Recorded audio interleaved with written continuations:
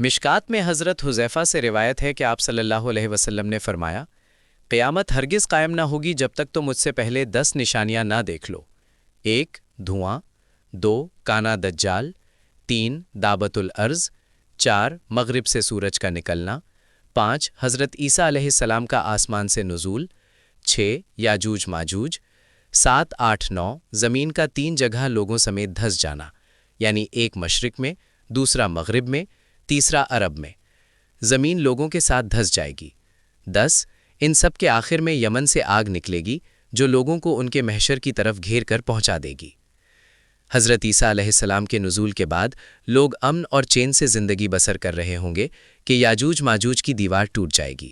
سورہ کہف میں یاجوج ماجوج کا ذکر ہے اور یاجوج ماجوج نکل پڑیں گے۔ اللہ تعالیٰ کی طرف سے حضرت عیسیٰ علیہ السلام کو حکم ہوگا کہ وہ مسلمانوں کو توڑ کی طرف جمع کر لیں، کیونکہ یاجوج ماجوج کا مقابلہ کسی کے بس میں نہ ہوگا۔ وہ اتنی بڑی تعداد میں اور اس تیزی سے نکلیں گے کہ یہ بلندی سے پھیلتے ہوئے معلوم ہوں گے۔ وہ شہروں کو رون ڈالیں گے، زمین میں جہاں پہنچیں گے تباہی مچا دیں گے، اور جس پانی پر گزریں گے اسے پی کر ختم کر دیں گے، یہاں تک کہ ان کی پہلی جماعت جب بحیرہ تبریہ پر گزرے گی تو اس کا پورا پانی پی جائے گی، اور جب ان کی آخری جماعت وہاں پہنچے گی تو اسے دیکھ کر کہے گی یہاں پانی کا کبھی اثر تھا۔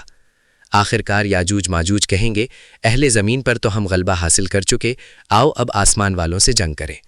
حضرت عیسیٰ علیہ السلام اور ان کے ساتھی اس وقت ایسی جگہ گھرے ہوئے ہوں گے جہاں غذا کی سخت قلت ہوگی۔ لوگوں کو ایک بیل کا سر 100 دینار سے بہتر معلوم ہوگا۔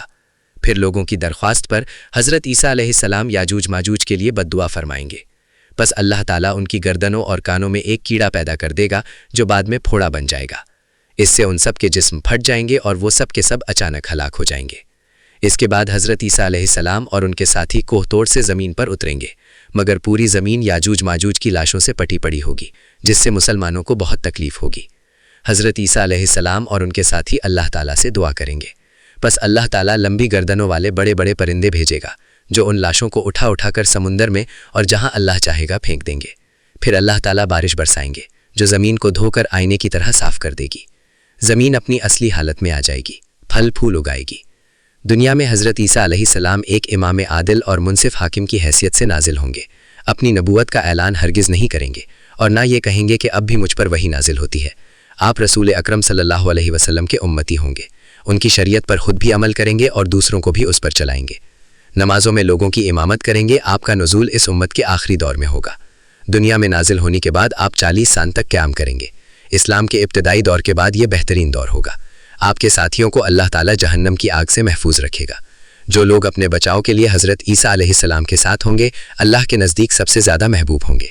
اسلام کے سوا اس وقت تمام مذاہب مٹ جائیں گے، جہاد موقوف ہو جائے گا، خوشحالی، امن اور سکون کا دور ہوگا۔ اپنے نزول کے بعد حضرت عیسیٰ علیہ السلام دنیا میں نکاح بھی فرمائیں گے اور آپ کے ہاں اولاد بھی ہوگی۔ نکاح کے 19 سال بعد آپ کا انتقال ہوگا۔ مسلمان آپ کی نماز جنازہ پڑھ کر آپ کو روضہ رسول صلی اللہ علیہ وسلم میں دفن کر دیں گے۔